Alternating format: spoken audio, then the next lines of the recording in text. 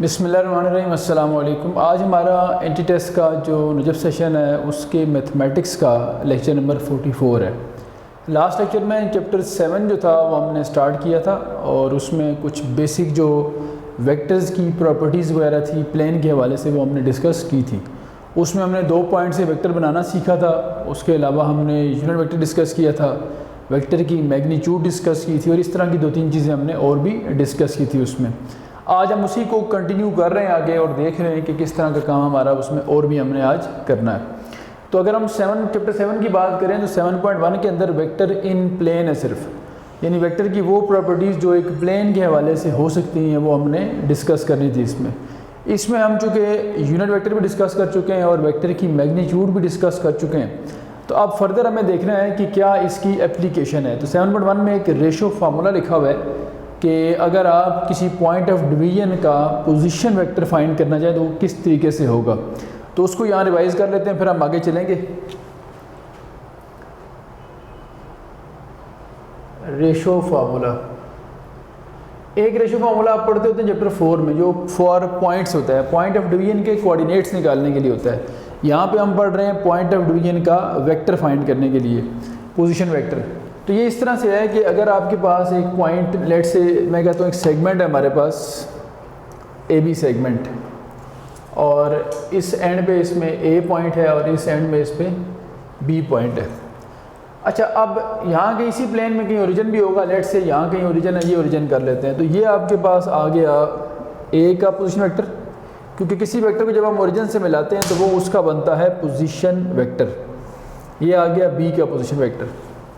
तो इसको हम ओ ए और इसको ओ बी कह सकते हैं, इसको स्मॉल बी से और इसको स्मॉल ए से हम यूजुअली डिनोट करते हैं। यानी ओ ए जो है वो स्मॉल ए है और जो ओ बी है ये हमारे पास स्मॉल बी है। अब इस ए बी सेगमेंट को कोई भी पॉइंट डिवाइड करेगा किसी भी रेशो से, लेट से यहाँ एक पॉइंट है और इसका नाम हम रख लेते हैं C. C divides A B in the ratio M ratio N. अगर ये डिवाइड करेगा एम रेशो एन से तो ये हम कहते हैं कि ये उस पॉइंट ऑफ डिवीजन को ओरिजिन से मिला के इसका बना है पोजीशन वेक्टर ओ सी। इसको अगर हम आर कह दें तो असल में हमें ये आर कैलकुलेट करना होता है, position vector of point of division. इस आर को कैलकुलेट करने का बड़ा सिंपल सा मेथड है, वो ये है कि अगर आप आर फाइंड करना चाह रहे हैं, यानी पॉइंट ऑफ डिवीजन का पोजीशन वेक्टर फाइंड करना चाह रहे हैं, तो यूँ क्रॉस मल्टीप्लिकेशन कर दें, बस इस रेशो को इस वेक्टर से मल्टीप्लाई करें, यानी m मल्टीप्लाइड बाई b। इस रेशो को इससे मल्टीप्लाई करें n मल्टीप्लाइड बाई a और डिवाइड कर दें सम ऑफ रेशो पे। तो ये सिंपल सा पॉइंट ऑफ डिवीजन निकालने का आपके पास फार्मूला बन जाता है। फर्दर मोर अगर देखें, एक छोटा सा नोट बना के लिख लेते हैं हम कि अगर नोट ये लिख रहे हैं कि अगर ये जो पॉइंट ऑफ डिवीजन है बिल्कुल मिड में आता है ये, यानी if c is the midpoint of A B, अगर सी ए बी का मिड पॉइंट होगा तो फिर क्या ना रेशो 1-1 हो जाएगी। जब रेशो 1-1 हो जाएगी तो फिर जो पॉइंट ऑफ डिवीजन का पोजीशन वेक्टर होगा, यानी आप ये कह सकते हैं कि position vector of mid point जो होगा वो जो बाउंड्री वाले 2 ए और बी हैं इनके पोजीशन वेक्टर्स का एवरेज होगा, यानी ए प्लस बी बाई 2। चूँकि एम और एन को 1-1 पुट कर दें, 1-1 + 1 2, तो ये चीज़ बन जाएगी आपके पास। तो ये थोड़ा सा आपके पास MCQs के वाले से पॉइंट ऑफ डिवीजन का पोजीशन वेक्टर बनता है। लेकिन ये क्लियर हो गया हमारे पास। अब इसकी जो 7.1 का जो काम रह गया उसमें ऐसा भी होता है कि आपको जो पैरेललोग्राम या स्क्वायर या रेक्टेंगल या रोम्बस वगैरह जो है उसके 3 वर्टिसेस दे के आपसे वो 4th वर्टेक्स डिमांड करता है। उसका भी एक शॉर्टकट हम यहाँ पढ़ लेते हैं ताकि अगर वैसा क्वेश्चन भी आए तो आप वो भी आसानी से कर लें। मैं बल्कि बुक में अगर आप देखें तो 7, 8 और 9 बल्कि 10 तक क्वेश्चन सारे इसी कैटेगरी हैं। तो मैं 7, 8 में से एक क्वेश्चन अटैम्प्ट करता हूँ जो कि एक प्रॉपर शॉर्ट क्वेश्चन, लेकिन उसको हम MCQs के लिए विदिन 5 to 10 सेकेंड्स अटैम्प्ट करना सीखेंगे अभी। तो लिखते हैं। अच्छा, ये मैंने एक क्वेश्चन अटैम्प्ट किया है 7, 8 में से एक, और मैं बताना चाह रहा हूँ कि ये जो एक बुक का शॉर्ट क्वेश्चन है इसको हम वेक्टर मेथड से करते होते हैं, वही क्वेश्चन आप MCQs के लिए हार्डली 5-7 सेकंड में अटैम्प्ट कर लेंगे। हमें कहा जाता है कि ये ABCD एक पैरेललोग्राम है जिसके 3 वर्सेस कोई से भी आपको पता होंगे। तो यहाँ हमने कहा कि A, B और C हमें पता है। जो D वर्टेक्स है उसके आपने फाइंड करने हैं कोऑर्डिनेट्स, और आप इसमें वेक्टर को यूज़ करते हैं, वेक्टर अलजेब्रा को। तो वेक्टर अलजेब्रा यूज़ करने से बेहतर है कि हम यहाँ इसको अगर MCQs में करें तो इसके अलावा भी हमारे पास एक सिंपल मेथड है, वो ये है कि आप देखें ये एक रफ सी डायग्राम बना लेते हैं पैरेललोग्राम की। चैप्टर 4 में भी आपको याद होगा मैंने आपको इस तरह का एक शॉर्टकट बताया था, किसी भी पैरेललोग्राम का या रोम्बस का या रेक्टेंगल का या स्क्वायर का 4th वर्टेक्स फाइंड करने के लिए। ठीक है, वो क्या होता है कि ये आपके पास अब A पॉइंट था 2, -4, ये आपके पास B पॉइंट था 4, 0, ये आपके पास C पॉइंट था 1, 6, और यहाँ D है, मैं इसके ब्लैंक छोड़ रहा हूँ क्योंकि हमने फाइंड करना है। तो देखें कितना टाइम लगेगा हमारा। आप जानते हैं कि ये अगर पैरेललोग्राम है तो ये BC लेंथ और AD लेंथ बराबर है, और AB लेंथ और DC लेंथ बराबर है। लेंथ बराबर होने का मतलब क्या होता है कि जितना गैप इधर है उतना ही गैप इधर होगा, जितना गैप इधर है उतना ही गैप इधर होगा। तो किसी तरफ से भी अप्रोच कर लेते हैं। यहाँ से अगर हम अप्रोच करें तो देखें 4 से x को पहले ऑब्जर्व कर रहे हैं, 4 से x कहाँ चला गया 1 पे, यानी 3 लेस हुआ है। तो जो x का चेंज है वो कितना आ रहा है -3 आपने कर देना है x में से, और y 0 से चला गया 6 पे, इसका मतलब है y कोऑर्डिनेट में आपने +6 कर देना है। तो यही गैप, यही सेम स्ट्रक्चर यहाँ लगाएं ज़रा। x में से 3 माइनस करें तो 2 में से 3 माइनस करें क्या आएगा, ये 2 लिखा हुआ है, 2 - 3 कितना हो जाएगा -1, और y में 6 ऐड करना है तो -4 में 6 ऐड करें, -4 + 6 2 आ जाएगा। लें जी, तो ये हमारा आंसर आ गया, D आ गया -1, 2। तो इस तरह का कोई भी क्वेश्चन आपके पेपर में आए पैरेललोग्राम, रोम्बस, रेक्टेंगल और स्क्वायर का, तो उसका 4th वर्टेक्स आप इस तरीके से फाइंड कर सकते हैं। फिर एक और रिजल्ट लिखा हुआ है आपके पास, बल्कि 2 रिजल्ट्स हैं, वो मैं आपको एक्सप्लेन करके बताता हूँ बजाय इसके कि मैं उनको थ्योरेटिकल वे से लिखूँ। पहला रिजल्ट ये है, और ये 10th में आपका 9th 10th में थ्योरम भी हुआ करता था, कि किसी भी ट्राइंगल की अगर कोई से भी 2 साइड्स के मिड पॉइंट्स को, यानी ये ABC ट्राइंगल है तो मैं AC और BC के मिड ले रहा हूँ, इसको हम क्या देते हैं ABC, इसको D क्या दें, इसको E क्या दें। तो इनके मिड पॉइंट्स अगर आपस में मिलाएं तो ये जो सेगमेंट बना है DE सेगमेंट, ट्राइंगल की कोई सी 2 साइड्स के मिड पॉइंट को आपस में मिलाएं तो जो सेगमेंट बनता है, ये सेगमेंट जो उस ट्राइंगल की 3rd साइड होती है उसके पैरेलल होता है। इसका मतलब है DE is parallel to AB। तो ये बात अगर MCQs में आए कि 2 साइड्स ट्राइंगल की के मिड पॉइंट लिए गए हैं और उनको मिला के एक सेगमेंट बनाया गया है, तो उसका 3rd साइड से क्या रिलेशनशिप होगा, तो आपने कहना है वो पैरेलल होंगे, पैरेलल, परपेंडिकुलर, इंटरसेक्टिंग, इस तरह की चीज़ें आ सकती हैं वहाँ पे। दूसरी बात ये है कि जो लेंथ होती है DE की, DE लेंथ जो होगी, यानी वो जो मिड पॉइंट को मिला के लेंथ बनती है, वो AB लेंथ का हाफ भी होगी। तो ये ऐसा भी हो सकता है कि कभी आपको वो ये कह दे कि एक ट्रायंगल में AB लेंथ जो है वो लेट से 10 है, तो बताएं DE लेंथ कितनी होगी, या DE लेंथ वो कहते हैं जी 6 है या 7 है, तो AB लेंथ कितनी होगी। दोनों का रिलेशनशिप आपके सामने ये मैंने लिख दिया है। फिर दूसरा रिजल्ट ये है कि कोई भी अगर आपके पास क्वाड्रिलेटरल हो, ये भी आपके MCQ में आ सकती है बात कि किसी भी क्वाड्रिलेटरल को अगर आप चूज़ करें और क्वाड्रिलेटरल के जो मिड पॉइंट्स हैं साइड्स के, मैं कहता हूँ कि क्वाड्रिलेटरल है ABC और D, और ये मिड पॉइंट एक ले लें, एक ये मिड पॉइंट, एक ये मिड पॉइंट, एक ये मिड पॉइंट, इसको P कहते हैं, इसको Q कहते हैं, इसको R कहते हैं और इसको S। तो क्वाड्रिलेटरल कोई सी भी हो, इसके मिड पॉइंट को जब आपस में ज्वाइन करते हैं आप, तो जो डायग्राम आपके सामने आती है वो डायग्राम एक पैरेललोग्राम बन जाती है। ठीक है जी। Midpoints of any quadrilateral, किसी भी क्वाड्रिलेटरल के आप साइड्स के मिड पॉइंट लें और उनको ज्वाइन करें एक ही ऑर्डर में, P Q R S, तो ये क्या बनेगी आपके पास पैरेललोग्राम बनेगी। तो ये भी आपने याद रखना है, P Q R S is a parallelogram. तो ये MCQs में इस तरह से बात आ सकती है, क्योंकि यहाँ पे हम टाइम थोड़ा सा बचा रहे हैं। मैं चाह रहा हूँ कि ज़्यादा थ्योरी नहीं लिखनी पड़े हमें, तो मैं बोल के बता रहा हूँ कि यूँ आ सकता है ये क्वेश्चन MCQs में कि किसी भी क्वाड्रिलेटरल के मिड पॉइंट्स को मिला के एक डायग्राम बनिए और बताएं वो डायग्राम कौन सी है। तो उसमें क्या हो सकता है, स्क्वायर लिखा हो, पैरेललोग्राम लिखा हो, रेक्टेंगल लिखा हो, रोम्बस लिखा हो, तो आपने क्या चूज़ करना है कि वो क्या बनेगी, हमेशा पैरेललोग्राम बने। 2 रिजल्ट थे, 7.1 के अंदर सिर्फ इतना काम था आपका। अब हम इंटर हो रहे हैं 7.2 में। 7.2 मैंने शुरू में लास्ट लेक्चर में जब चैप्टर 7 मैंने स्टार्ट किया था, मैंने आपको बताया था कि जो 7 चैप्टर है उसकी समरी इस तरह से है कि 7.1 के अंदर वेक्टर की वो प्रॉपर्टीज़ जो प्लेन की प्रॉपर्टीज़ हैं, वेक्टर इन प्लेन कहा था हमने, ये एक प्लेन फिगर है, ये एक प्लेन फिगर है, ये प्लेन हमने डिस्कशन किया प्लेन के हवाले से। अब हम बात करने जा रहे हैं 7.2 की, जिसमें हम वेक्टर इन स्पेस देखेंगे। तो बहुत सारी प्रॉपर्टीज़ वेक्टर की ऐसी हैं जो स्पेस के साथ लिंक हैं कि स्पेस में वेक्टर्स लाई करें तो उनके दरमियान क्या क्या प्रॉपर्टीज़ हो सकती हैं, जिनमें से अगर हम सबसे पहली प्रॉपर्टी की बात करें तो हम पैरेलल वेक्टर्स को अगर देखें स्पेस में तो वो कैसे होंगे वो देखते हैं। पैरेलल वेक्टर्स, वैसे तो आप याद रखें जो एक बेसिक डेफिनेशन है पैरेलल वेक्टर्स की, वो क्या है? बेसिक डेफिनेशन पैरेलल वेक्टर की ये होती है कि अगर आप एक वेक्टर ए आपके पास, इसको लिख सकें k टाइम्स b, दो वेक्टर्स के दरमियान आप अगर किसी कांस्टेंट k की प्रेजेंस में इक्वलिटी ले आएँ तो हम कहते हैं कि वो आपस में पैरेलल हैं। यानी अगर a is equal to k time b है तो हम कहेंगे a और b आपस में पैरेलल है। This implies a is parallel to b। अब ये k क्या चीज़ है? तो यहाँ मैं लिखता हूँ where k is scalar. k यहाँ पे स्केलर है, और स्केलर मैथ में किसको कहते हैं? मैथ में स्केलर कहते हैं नॉन ज़ीरो रियल नंबर को। इसका मतलब है स्केलर होने का मैथमेटिक्स में मीनिंग क्या होता है? Non zero real number, non zero, यानी इसका मतलब है स्केलर कभी ज़ीरो नहीं हो सकता।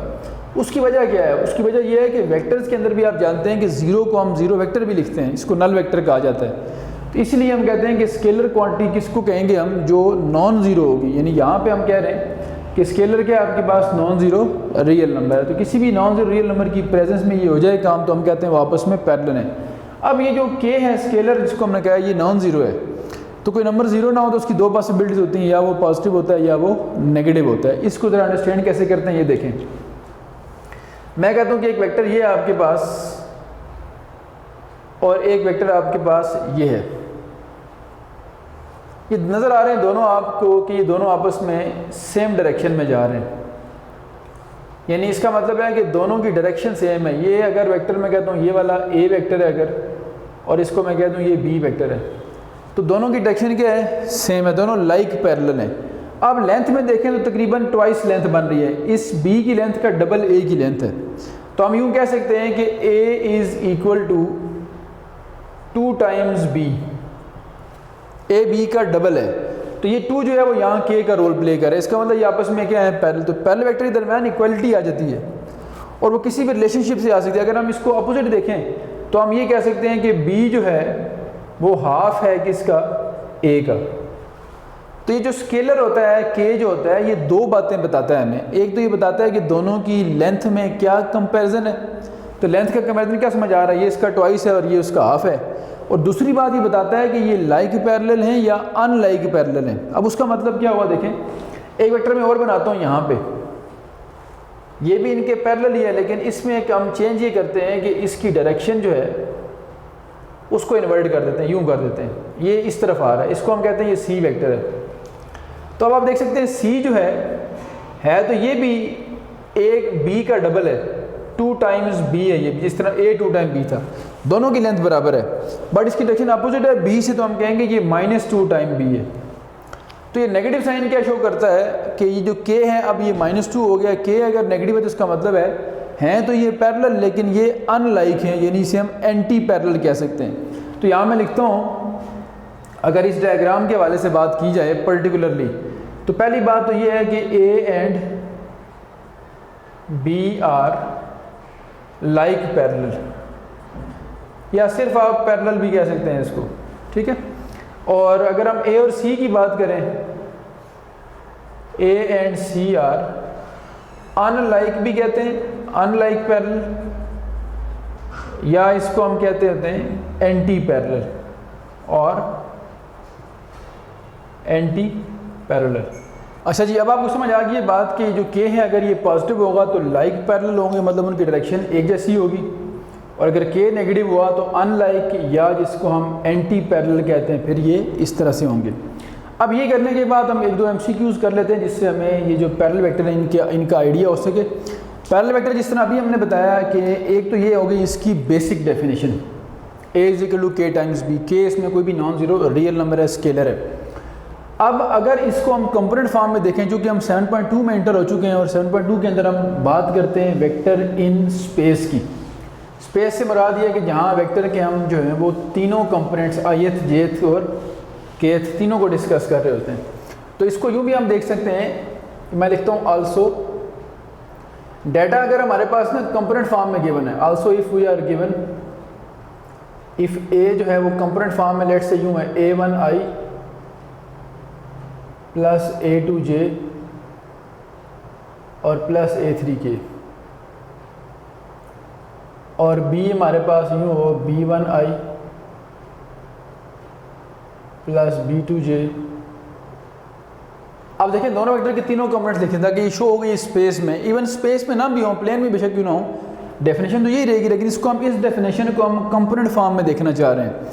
अब मुझे आप बताएं कि A is equal to K time B है, मतलब क्या हुआ कि A वेक्टर का हर कंपोनेंट B वेक्टर के हर कंपोनेंट का K टाइम्स है। यानी मिसाल के तौर पे A वेक्टर का जो पहला कंपोनेंट है वो A1 है, ये B का जो पहला यानी ith कंपोनेंट है उसके K टाइम्स के बराबर है। इसी तरह से अगर यहाँ से हम A1 ओवर B1 देखें तो ये किसके इक्वल आ गया, K के।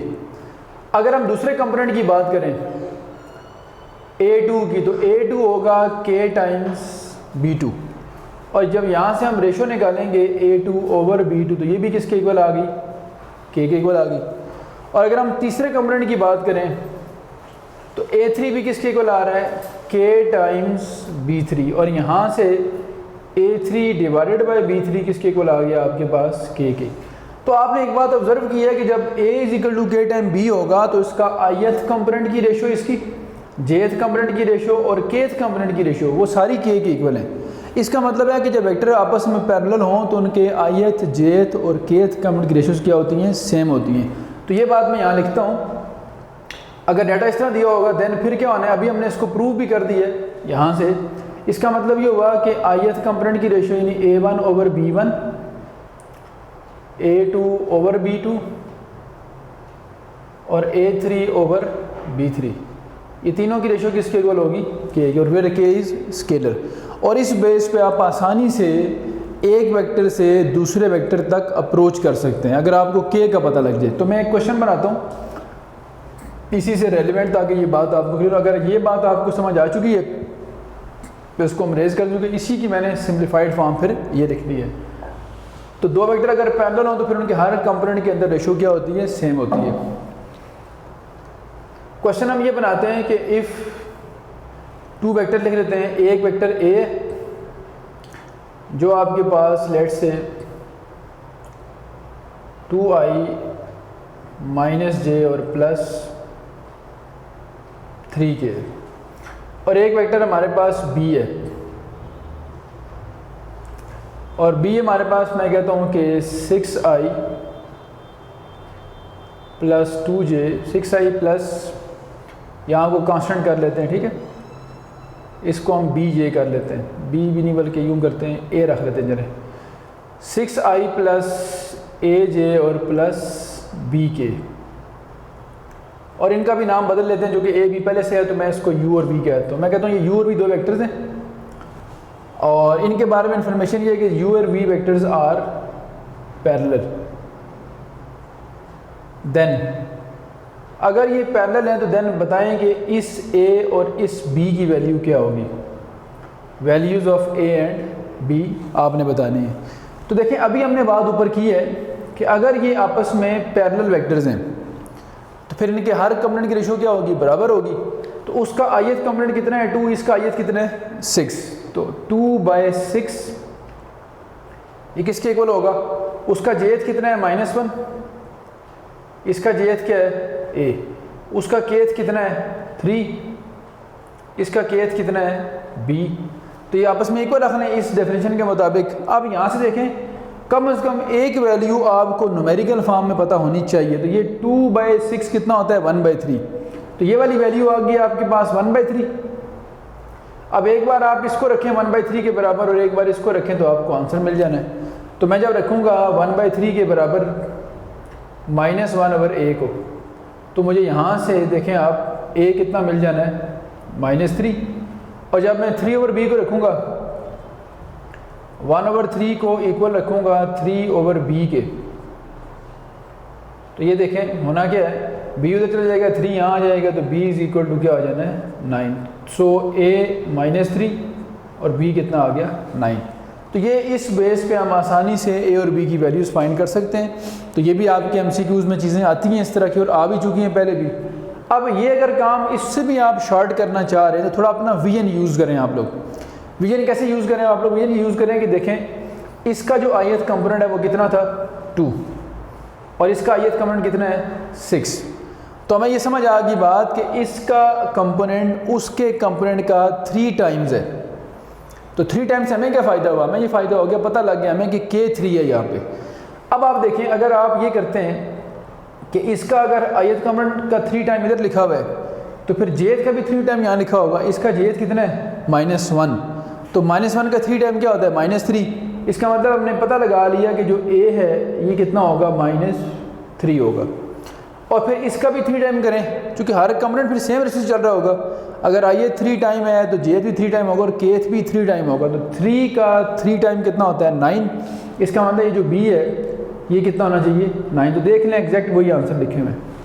तो ये ज़्यादा बेहतर अप्रोच होगी MCQs के लिए, जो कि MCQs जब आप अटैम्प्ट करते हैं एंटी टेस्ट के अंदर ये आपकी स्क्रीन पे लिखा होता है, और स्क्रीन जो है उस पर पढ़ के आप पता लगा सकते हैं कि उसका 3 टाइम है। तो ये लाजमी नहीं 3 टाइम हो, ये a और b अगर इधर लिखे होते तो फिर हम ये कहते कि ये 6 है वो 2 है, तो इसको 3 पे डिवाइड करके वहाँ जाना है हमने। इधर से उधर जाएंगे 3 पे डिवाइड करके, वहाँ से इधर आएंगे तो 3 से मल्टीप्लाई करके। बिल्कुल ये वाला काम है कि a b का डबल है बट b a का हाफ है। तो ये इस तरह से हम ये भी पता लगा सकते हैं कि वेक्टर्स आपस में पैरेलल हैं या पैरेलल नहीं हैं। लेकिन जी ये आइडिया भी हो गया। अब ये देखते हैं कभी कभार ऐसे भी क्वेश्चन आता है कि आपको एक वेक्टर के पैरेलल एक और वेक्टर फाइंड करना होता है जिसकी मैग्नीट्यूड डिफरेंट होती है। तो देखते हैं उसका क्या प्रोसीजर है। उसमें हम ये करेंगे कि एक ही वेक्टर के पैरेलल एक या एक से ज़्यादा वेक्टर फाइंड करने का मेथड सीखते हैं कि वो क्या हो सकता है हमारे पास। तो अभी हमने पढ़ तो लिया है कि पैरेलल वेक्टर्स जो होते हैं इनमें होता क्या है असल में कि पैरेलल वेक्टर के दरमियान डायरेक्शन सेम होती है और सिर्फ उसकी जो लेंथ है उसका डिफरेंस होता है। तो मैं लिखता हूँ एक क्वेश्चन यहाँ पे, find a vector of length या ऑफ मैग्नीट्यूड, क्या है मैग्नीट्यूड भी कह सकते हैं, लेंथ भी कह सकते हैं, नॉर्म भी कह सकते हैं। फाइंड वेक्टर ऑफ मैग्नीट्यूड 5 उसकी लेंथ होनी चाहिए और वो पैरेलल होना चाहिए किसके, एंड पैरेलल टू, कोई वेक्टर ले लेते हैं पैरेलल टू अ वेक्टर हम ये बना लेते हैं लेट्स से 2i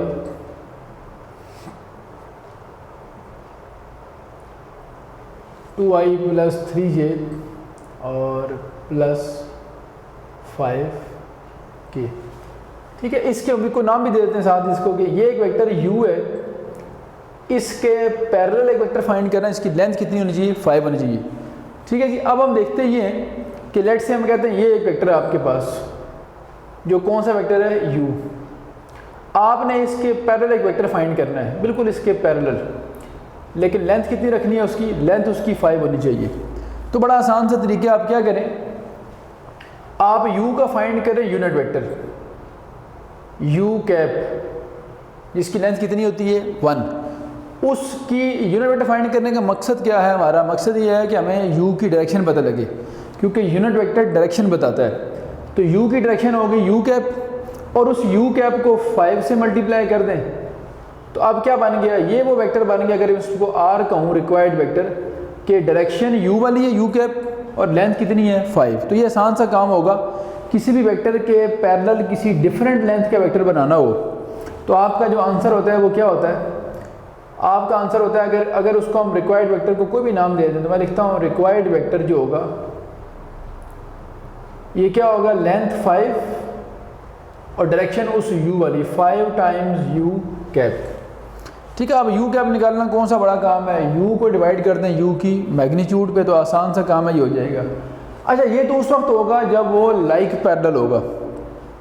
ऐसा भी हो सकता है कि वो आपसे ये कहे कि find a vector of length 5 and direction that is opposite to u. ठीक है, वो वाली जो u के अपोजिट डायरेक्शन बनती है उसमें वो फाइंड करे। तो फिर क्या होना है, u अगर उधर है तो जो अपोजिट डायरेक्शन बनेगी, देखिए वो किधर बननी है, अपोजिट डायरेक्शन ये बन जाएगी। अब जो वेक्टर बनेगा, अगर उसको मैं r कहता हूँ, इसको जो r1 कह लेते हैं, इसको r2 कह लेते हैं, अब जो बनेगा वो भी 5 टाइम u कैप ही होगा, सिर्फ माइनस कर देंगे क्योंकि ये उसकी अपोजिट डायरेक्शन है। तो इसका मतलब ये हुआ कि एक वक्त में एक ही वेक्टर के पैरेलल दो वेक्टर फाइंड किए जा सकते हैं। दोनों की डायरेक्शन में फ़र्क होगा, दोनों की लेंथ क्या होगी सेम, एक अनलाइक होगा और एक क्या होगा लाइक। तो इसका मतलब अगर एक फाइंड करें तो 5 टाइम यू कैप, ठीक है।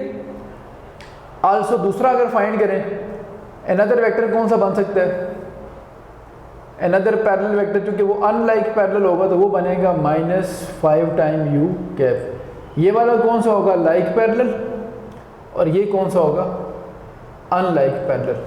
तो अगर वो आपसे कहता है कि find 2 vectors parallel to a vector of length parallel vector u, तो अगर 2 फाइंड करने का कहेगा तो एक प्लस वाला होगा और एक कौन सा होगा, माइनस वाला। इसका मतलब है एक लाइक पैरेलल एक अनलाइक। तो ये आसान सा काम है, गिवन वेक्टर का यूनिट लें, उसको डिवाइड करें मैग्नीट्यूड पे और उस नंबर जो है जितनी लेंथ रिक्वायर्ड है उससे आप मल्टीप्लाई करने। लें जी, ये काम ख़त्म करने के बाद अब एक और हम जो टॉपिक पढ़ने लगे हैं वो पर्टिकुलरली वेक्टर इन स्पेस से रिलेटेड है, तो वो शुरू करते हैं। और वो टॉपिक हमारा होगा, उसमें हम 3 चीज़ें पढ़ेंगे। 3 चीज़ें कौन सी होंगी, डायरेक्शन रेशियोज पढ़ेंगे हम एक, फिर हम पढ़ेंगे डायरेक्शन कोसाइंस, 2 चीज़ें होगी, और तीसरी चीज़ हम पढ़ेंगे डायरेक्शन एंगल्स। ये अगर आप लिख चुके हों तो मैं इसको इरेज करता हूँ, ठीक है। 3 चीज़ें हमने पढ़नी है अभी, डायरेक्शन कोसाइन रेशियोज हैं, डायरेक्शन कोसाइंस हैं और डायरेक्शन एंगल्स हैं। ये तीनों चीज़ें आपस में एक दूसरे के साथ रिलेट करती हैं, तो इनकी हेडिंग बराबर बना लेते हैं। अभी हम इनको शुरू करने हैं एक करके, तो बेहतर होगा कि इनको थ्योरेटिकली पढ़ने के बजाय एक वेक्टर ले लिया जाए और उसके थ्रू इनको स्टडी किया जाए। तो मैं ये कहता हूँ कि इफ़ एक वेक्टर हम लेते हैं स्पेस में जिसके कंपोनेंट्स हैं xi plus yj plus zk, कहीं भी स्पेस में वेक्टर हमने ले लिया, इसका x के लॉन्ग x कंपोनेंट, y के लॉन्ग y और z के लॉन्ग कौन सा बन गया, z कंपोनेंट बन गया आपके पास। आई जे के आप जानते हैं ये स्टैंडर्ड डायरेक्शंस हैं, इनको स्टैंडर्ड बेसिस भी कहते हैं और इनको स्टैंडर्ड यूनिट वेक्टर्स भी कहते हैं आई जे के। अच्छा, अब ये जो एक्स वाई जेड है ना, पहली चीज़ देखता हूँ, डायरेक्शन रेशियोज की बात करता हूँ कि ये क्या होते हैं। डायरेक्शन रेशियोज क्या होती हैं, बेसिकली ये जो वेक्टर के 3 कंपोनेंट्स होते हैं ना, एक्स वाई और जेड, इन्हें कहते हैं डायरेक्शन रेशियोज, ठीक है। components of a vector are called direction ratios। किसी वेक्टर के कंपोनेंट्स को हम कहते हैं वो डायरेक्शन रेशियोज हैं। दैट इज कौन कौन से जी, x, y एंड z। तो ये तो हो गया पहला काम कि vector components of vector are called direction ratios. दूसरी चीज़ पे आते हैं, दूसरी चीज़ हमारे पास है डायरेक्शन कोसाइंस, ठीक है, वो भी लिख लेते हैं। डायरेक्शन कोसाइंस, इनको हम यूँ डिफाइन करते हैं कि components of a unit vector, components of a unit vector of R are called direction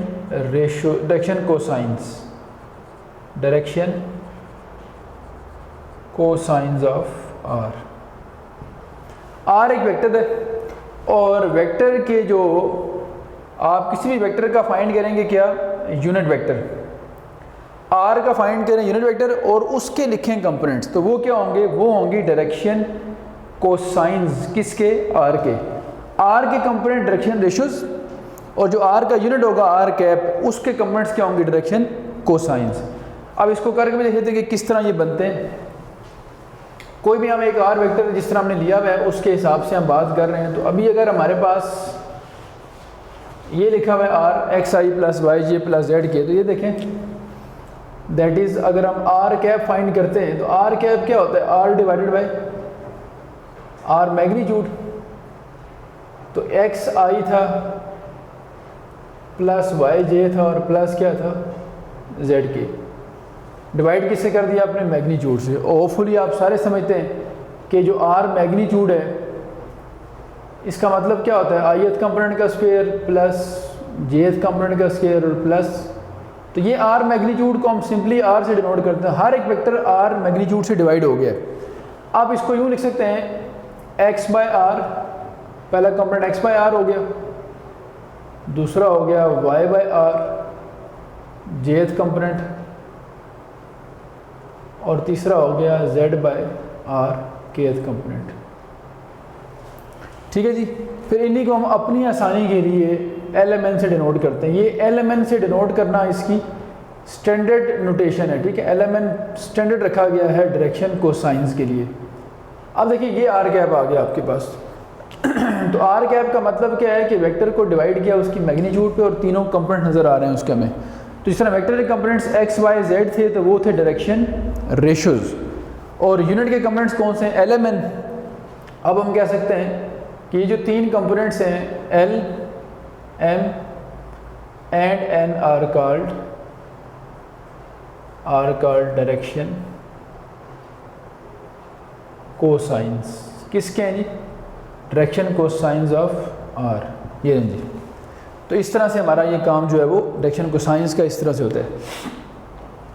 इनको डायरेक्शन कोसाइंस कहने की एक और रीज़न भी है। कोसाइंस बेसिकली कॉज फंक्शन जो ट्रिग्नोमेट्रिक फंक्शन था उसकी बात हो रही है। डायरेक्शन का मतलब मैथमेटिक्स में आमतौर पे एंगल होता है कि कितने एंगल पे आप मूव कर रहे हैं, यानी किस डायरेक्शन में आप मूव कर रहे हैं, और कोसाइंस का मतलब वो कॉज है। तो डायरेक्शन कोसाइंस का एक मीनिंग ये भी होता है कि जो एंगल्स होते हैं उनका कॉज ले लिया जाए तो भी आप डायरेक्शन कोसाइंस फाइंड कर सकते हैं। तो अब जो हमारा तीसरा टॉपिक है वो इससे रिलेटेड है, डायरेक्शन एंगल्स का। अब डायरेक्शन एंगल्स को भी स्टडी करते हैं कि वो क्या होते हैं।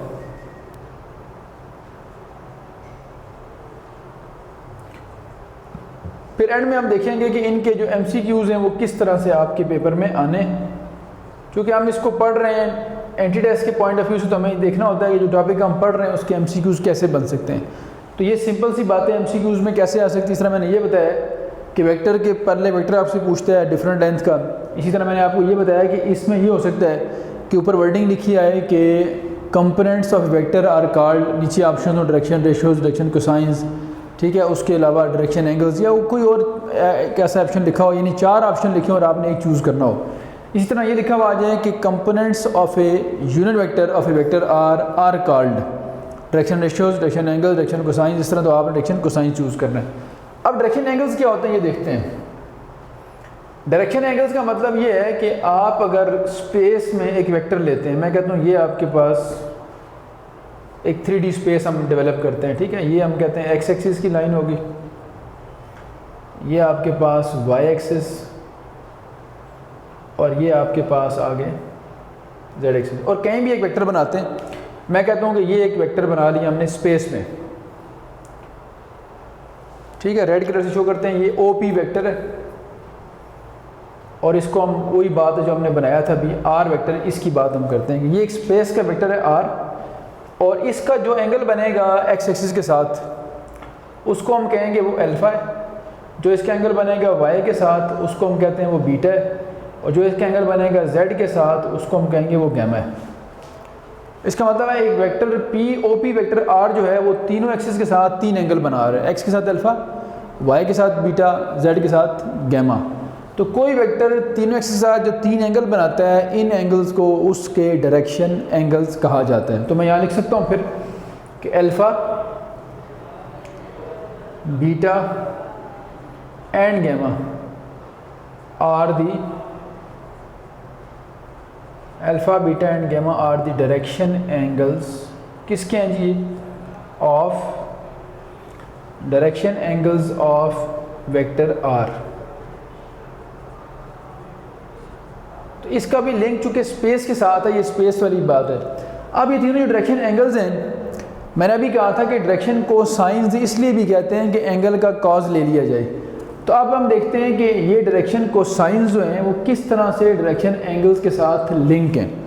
तो लिंक देखने के लिए हम ये करते हैं कि आप ये तीनों जो डायरेक्शन एंगल्स आए हैं अल्फ़ा बीटा गैमा, इन तीनों एंगल्स का अगर कॉज ले लें तो मैं यहाँ लिख के बताता हूँ आप लोगों को। तीनों का कॉज लेते हैं किस तरह से, देखें। अब ये बात यहाँ लिखते हैं आल्सो लिख के कि आल्सो, अगर हम पहले एंगल का कॉज लें जैसे कॉज ऑफ अल्फ़ा, तो ये एल के इक्वल होगा। एल मीन जो पहला डायरेक्शन कोसाइन था। अगर हम दूसरे एंगल का कॉज लें ये बीटा का, अगर हम तीसरे एंगल का कॉज लें तो ये गैमा के। इनका बड़ा सिंपल सा प्रूफ लिखा हुआ है आपके कोर्स में, एक्सरसाइज 7.2 जो है आपकी सेकेंड ईयर की, उसके बिल्कुल ऊपर छोटा सा प्रूफ है 3-4 लाइंस का, 3-4 स्टेप्स का। यहाँ जो कि एंटी टेस्ट में हमने प्रूफ किया तो नहीं जाना, हमने कुछ सब्जेक्टिव पेपर तो सॉल्व करना कोई नहीं कि मैं आपको प्रूफ समझाऊँ। तो इसलिए ये चीज़ें बुक में प्रूव हुई नहीं, आपसे बस इसको याद रखें कि जो पहला डायरेक्शन कोसाइन है एल वो कॉज अल्फ़ा के, दूसरा कॉज बीटा के, तीसरा कॉज गैमा के बराबर है। अब इससे फिर क्या होगा, हमें एक और चीज़ यहाँ से पता लगती है, वो ये पता लगती है कि अगर मैं किसी वेक्टर का एक्स एक्सिस के साथ एंगल फाइंड करना चाहूँ, किसी भी वेक्टर का एक्स एक्सिस के साथ अगर मैं एंगल फाइंड करना चाहूँ तो मैं आसानी से उसका एंगल फाइंड कर सकता हूँ। एक बात तो ये होगी। दूसरी बात यह है कि मुझे अगर 3 एंगल दे दिए जाएँ तो कैसे पता लगेगा कि वो किसी सिंगल वेक्टर के डायरेक्शन एंगल्स हैं या नहीं। और आखिरी बात यह है कि अगर ये एलिमेंट डायरेक्शन कोसाइंस हैं तो ये इन तीनों डायरेक्शन कोसाइंस का आपस में रिलेशनशिप किस तरह का बनता है, ये 3 चीज़ें हम यहाँ सीखने लगे हैं। अब इस तरह मैं एक एक करके शुरू करता हूँ। पहली बात तो नोट बना के लिखते हैं 3 बातें। पहली बात ये लिखें आप कि चूँकि देखें ये जो एलिमेंट है ये किसके कंपोनेंट्स थे, ये आर कैप के कंपोनेंट्स थे। तो आर कैप जो है आप जानते हैं यूनिट वेक्टर है, इसका मैग्नीट्यूड क्या होता है 1, और मैग्नीट्यूड निकालते कैसे होते हैं आप, ith कंपोनेंट का स्क्वायर, jth कंपोनेंट का स्क्वायर, kth कंपोनेंट का स्क्वायर, स्क्वायर रूट ये 1 के इक्वल हो गया, दोनों तरफ स्क्वायर कर लिया जाए, स्क्वायर रूट कटेगा तो ये पहला रिलेशनशिप आ गया ये आपके पास। इसका मतलब पहला एमसीक्यू तो ये बन सकता है कि if element are the direction cosines then which of the following relation is true. तो रिलेशनशिप क्या है कि l square plus m square plus l square किसके इक्वल है 1 के।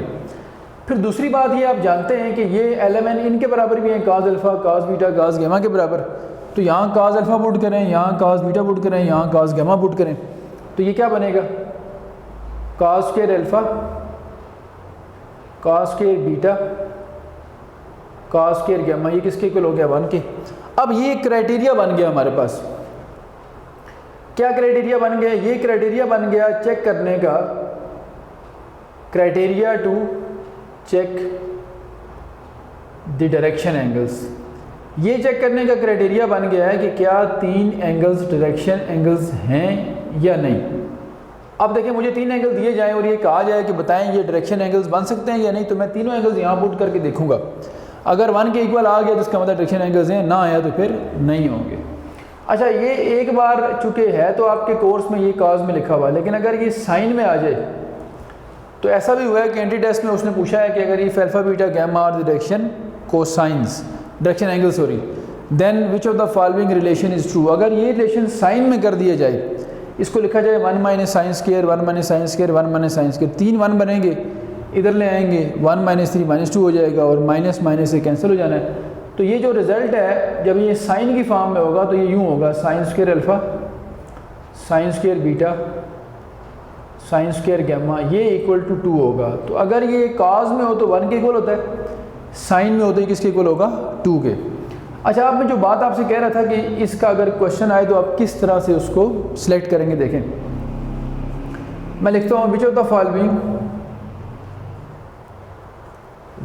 Following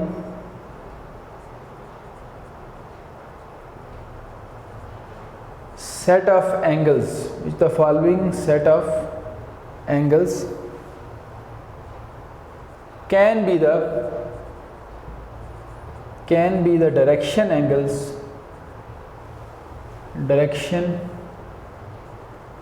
angles of a single vector, यानी किसी एक वेक्टर के डायरेक्शन एंगल्स का सेट कौन सा हो सकता है। तो ऑप्शन देखें, ऑप्शन ए में लिखता हूँ मैं आपके पास 30, 60, 90, नंबर 2 45, 60, 60, नंबर 3 45, 45, 60, और डी हम लिख देते हैं ऑल ऑफ दीज भी हो सकता है या नन ऑफ दीज भी हो सकता है। अब देखिए, जिस तरह आपको याद होगा ट्राइंगल का क्राइटेरिया क्या होता है, 3 एंगल अगर ट्राइंगल के एंगल हो, जैसे मैं कहता हूँ एक एंगल अल्फ़ा है, एक एंगल बीटा और एक एंगल कौन सा है, गैमा। तो अगर 3 एंगल ट्राइंगल के एंगल हों तो उसकी गारंटी क्या होती है कि उन तीनों का सम 180 होता है। तो अगर 3 एंगल का सम 180 हो तो आप ये कहते हैं कि वो तीनों एंगल्स ट्राइंगल के इंटीरियर एंगल्स हैं। लेकिन यहाँ पे ऐसा नहीं होगा। देखिए, अब यहाँ 30, 60, 90 मिलाएं तो 180 बनता है, लेकिन ये ट्राइंगल के एंगल तो हैं, हमें किसके देखने हैं, वेक्टर के। उसके लिए हमारे पास ये क्राइटेरिया है। आप यहाँ 30 पुट करें तो आप जानते हैं cos स्क्वायर 30 कितना होता है, cos 30 पे √3/2 होता है, स्क्वायर करने से आएगा 3/4। आप 60 यहाँ पुट करें, cos 60 1/2 होता है, तो स्क्वायर करने से 1/4, और cos 90 पे क्या होता है, cos 90 पे 0 होता है। जब 0 होगा तो ये क्या हो जाएगा, 0। अब देखें 3/4 + 1/4 कितना हो जाएगा, 4/4। अगर ये 4/4 तो 4/4 1 के इक्वल होता है। इसका मतलब है कि ये जो क्राइटेरिया, ये ट्राइंगल के एंगल तो बन ही रहे थे, हमें वो तो देखना ही नहीं था, हमें देखना था कि वेक्टर के एंगल हैं ये नहीं। तो ये तीनों जो हैं ये वो क्राइटेरिया फुलफिल कर रहे हैं जो हम यहाँ कह रहे थे, criteria to check direction angles. तो यहाँ से पता लगा हमें कि ये 3 एंगल किसी सिंगल वेक्टर के डायरेक्शन एंगल्स हो सकते हैं। ये क्लियर होगी बात भाई। तो इसका मतलब है जो क्राइटेरिया फुलफिल कर रहा है उसको हम टिक कर देंगे। अब एक ऑप्शन जब हो और ऑल ऑफ दीज वाला ऑप्शन भी हो वहाँ पे, तो फिर आप लोगों ने याद रखना है कि फिर हमेशा आप सारे ऑप्शंस चेक करके किया करें, क्योंकि ऑल ऑफ दीज का मतलब है कि फिर सारे हो सकते हैं उसमें से। चलें दूसरे पे जाते हैं। 45, 60, 60, 45 यहाँ पुट करें, cos 45 पे 1/√2 होता है, स्क्वायर करने से हो जाएगा 1/2। cos 60 पे होता है 1/2, स्क्वायर करने से 1/4, फिर 60 है 1/4, ये आ गया 1/4 + 1/4 1/2, 1/2, 1/2 मिला के 1 बनता है। ये भी फुलफिल कर रहा है, इसका मतलब ये भी करेक्ट ऑप्शन है। तीसरा कौन सा जी, 45, 45 और 60 आपके पास। अब अगर इसको, चूँकि हमने ऑल ऑफ दिस टिक करना है, या ऐसा भी हो सकता है कि 2 अगर ऑप्शन है तीसरा नहीं है तो फिर बोथ एंड भी हो सकता है। तीसरा चेक करेंगे तो 45 यहाँ पुट करें, cos 45 का स्क्वायर करके ये आएगा, cos 6 आगे फिर 45 है, फिर स्क्वायर करके ये आएगा, और फिर 60 का स्क्वायर करके ये। तो अब ये 1 नहीं बनता, 1/2 मिला के 1 बनता है, और 1 + 1/4 करें तो 5/4 बनता है। इसका मतलब 1 नहीं, इसका मतलब ये डायरेक्शन एंगल्स नहीं बनते। 2 बन रहे हैं, तीसरा नहीं बन रहा। तो फिर अगर ये सारे होते तो हम लिखते ऑल ऑफ दीज। अब अगर ये 2 हो रहे हैं, तीसरा नहीं हो रहा, तो फिर हम क्या लिखेंगे, यहाँ देखें, फिर हमारा ऑप्शन होगा बोथ A एंड B। ठीक होगी जी, बात सब लोगों को क्लियर होगी। और बहुत सारे ऑप्शन आप बना सकते हैं। आप अगर कहते हैं ये ले लेते हैं 90, 90 और 0, cos 90 पे 0, cos 90 पे 0 और cos 0 पे 1, तो ये भी फुलफिल कर रहा है। इसका मतलब है ऑल ऑफ दीज भी हो सकता है और कोई एक ऑप्शन भी आपके पास हो सकता है, 2 ऑप्शन भी आपके पास हो सकते हैं। लेकिन जी ये बात आपको क्लियर होगी। अब इसके साथ साथ मैंने कहा कि आप किसी सिंगल वेक्टर का किसी एक्सिस के साथ एंगल भी बता सकते हैं, वो भी एक क्वेश्चन करते हैं। फिर आज के लेक्चर जो है मैं यहाँ वाइंड अप करूँगा, और नेक्स्ट क्लास में हम इंशाल्लाह वेक्टर्स के ऊपर जो डॉट और क्रॉस डिफाइन होती है उसको हम डिस्कस करके चलेंगे। तो मैं लिखता हूँ यहाँ पे एक क्वेश्चन जिसमें एंगल फाइंड करने का कहा जाए। Find angle between the vector, angle between the vector. Vector लिखते हैं जी हमारे पास। एक आसान सा एग्जांपल प्लेन का क्वेश्चन चूज कर लेते हैं, प्लेन का। इसमें मैं कहता हूँ जी I + J, ये एक वेक्टर है सिंपल सा, और आपने क्या करना है, find the angle between between the vector r and the x axis. आपने इस वेक्टर का और x एक्सिस के दरमियान का एंगल बताना है कितना होगा। तो देखें कैसे करना है आप लोगों ने। हमें पता है कि जो ith कंपोनेंट होता है यूनिट वेक्टर का वो cos अल्फ़ा के बराबर होता है और अल्फ़ा होता है वेक्टर का x एक्सिस के साथ एंगल। तो यहाँ देखें एक बड़ा सिंपल सा इसका सोल्यूशन है। आप r का फाइंड कर लें यूनिट वेक्टर। यूनिट कैसे फाइंड करेंगे? r vector divided by r magnitude. Magnitude क्या होगी? ith कंपोनेंट का स्क्वायर प्लस jth कंपोनेंट का स्क्वायर। तो इसका ith कंपोनेंट बना 1/√2 और jth भी बन गया 1/√2। ठीक है जी। अब आप जानते हैं कि ये जो ith कंपोनेंट है ये अब किसका है? r कैप का। और r कैप का जो ith कंपोनेंट है वो उसमें डायरेक्शन कोसाइन है और वो कौन सा होता है? cos alpha. तो इसका मतलब है cos अल्फ़ा किसके इक्वल आ गया? 1/√2 के। तो यहाँ से अल्फ़ा कितना मिल गया आपको? cos inverse. और cos कहाँ पे होता है? ये 45 डिग्री पे। इसका मतलब है क्लियर होगी आप लोगों को बात कि अल्फ़ा जो है इस वेक्टर का जो एंगल बनता है x के साथ वो कितना बनता है? 45 डिग्री बनता है। तो डायग्रामेटिकली देखें तो यूँ है असल में, ये एक्स वाई प्लेन है, चूँकि इसका 1 कंपोनेंट है, x यहाँ 1 y यहाँ 1, तो ये यहाँ पे पॉइंट P ट्रेस हो रहा है। ये वेक्टर है असल में r वेक्टर, जिसका एंगल कितना बन रहा है x एक्सिस से? 45 डिग्री, जिसको हम कह रहे हैं कि अल्फ़ा। अगर ये स्पेस में भी हो तब भी आप फाइंड कर सकते हैं, कोई इशू नहीं है। स्पेस में होगा तो उसी तरह डिवाइड करें मैग्नीट्यूड से। अगर x से निकालना है तो cos अल्फ़ा, y से निकालना है तो cos बीटा, z से निकालना है तो cos गैमा से आप निकाल सकते हैं। ये फर्दर मोर एक और बात जो एक एंटी टेस्ट में पूछी गई थी वो ये थी कि ये कहा गया था कि minimum number of angles required to locate the position of a point in space, यानी स्पेस के अंदर कम से कम कितने एंगल चाहिए होते हैं किसी भी पॉइंट की पोजीशन को लोकेट करने के लिए। तो मैं आपको छोटी सी एग्जांपल देता हूँ। देखें, मैं अगर बात करता हूँ प्लेन की, मुझे प्लेन में एक पॉइंट की पोजीशन लोकेट करनी है। लेट्स से ये है। अब प्लेन की डायमेंशंस कितनी होती हैं? 2 dimension, x y, length width. मुझे इस पॉइंट को ट्रेस करना है तो मुझे सिर्फ एक एंगल चाहिए होगा, ये वाला, बस। अब डायमेंशंस कितनी है? 2D हमारे पास फ्रेम है, यानी एक्स एक्सिस और वाई एक्सिस। और उसके लिए मुझे जो एंगल्स रिक्वायर्ड हैं, नंबर ऑफ एंगल्स, वो कितने चाहिए मुझे? 1। क्यों 1 चाहिए? अगर ये लेट से मैं कहता हूँ कि ये 60 डिग्री एंगल है, पॉइंट लोकेट हो गया, तो जो वाई वाला एंगल है वो हमें अब कैलकुलेट करने की ज़रूरत तो नहीं है ना। अगर ये 60 तो वो कन्फर्म है, वो कितना होगा? वो 30 होगा, चूँकि सम 90 है। तो इसका मतलब एक एंगल अगर मिल जाए तो दूसरा ऑटोमेटिकली मिल जाता है। तो प्लेन में यानी 2 डायमेंशन के अंदर किसी पॉइंट को लोकेट करना हो तो एक एंगल चाहिए होता है, यानी नंबर ऑफ डायमेंशन से कम। इसी तरह स्पेस में यानी 3D में अगर किसी पॉइंट को लोकेट करना हो तो मिनिमम जो एंगल चाहिए होते हैं वो 2 चाहिए होते हैं, क्योंकि तीसरा जिस तरह प्लेन में 2D के लिए 1 है तो स्पेस में 3D के लिए 2 है। 2 एंगल मिल जाएंगे, तीसरा ऑटोमेटिकली आ जाएगा आपके पास। तो मैं ये बात यहाँ नोट बना के लिखता हूँ और इसके साथ ही आज के लेक्चर क्लोज करते हैं। तो मैं लिखता हूँ minimum number of angles to locate आप पॉइंट, सिंपल लिख दें, पोजीशन ऑफ पॉइंट या खाली पॉइंट कह दें, in space. Space mean 3D में इज़ 2 एंगल चाहिए होते हैं आपको स्पेस के लिए, एक एंगल चाहिए होता है आपको प्लेन के लिए। और जो 1 डायमेंशन जो लाइन है, लाइन के ऊपर किसी भी पॉइंट को लोकेट करने के लिए आपको कोई एंगल नहीं चाहिए होता, वो हमेशा 0 एंगल होता है उसका। ठीक होगी बात जी। तो आज के लेक्चर यहाँ क्लोज करते हैं। नेक्स्ट क्लास में इंशाल्लाह हम इससे ऑनवर्ड काम करेंगे। आज हमने 7.2 और 7.1 का जो रिमेनिंग पोर्शन है वो कंप्लीट किया है। तो आज तक इतना काफ़ी है। कोई भी इशू अगर आपको कोई क्वेश्चन आपके माइंड में, जो जूम वाली हमारी लाइव क्लास है उसमें डिस्कस किया करें। या आप सारे लोग जानते हैं आज हमारे 44 लेक्चर्स हो चुके हैं। हर लेक्चर में तकरीबन ये बात डिस्कस होती रहती है कि जो भी आपको इसके हवाले से प्रॉब्लम्स हुआ करें वो जूम वाली लाइव क्लास में डिस्कस किया करें। सिर्फ वीडियोस लेक्चर जो हैं वो काफ़ी नहीं होते। उसकी वजह ये है कि बहुत सारी बातें होती हैं जो आपको बतानी होती हैं 1-to-1 डिस्कशन में। यहाँ तो हम कोशिश करते हैं कि बेसिक चीज़ें आपकी और थोड़ा बहुत उसमें एडिशनल काम रिवाइज़ करवाया जाए।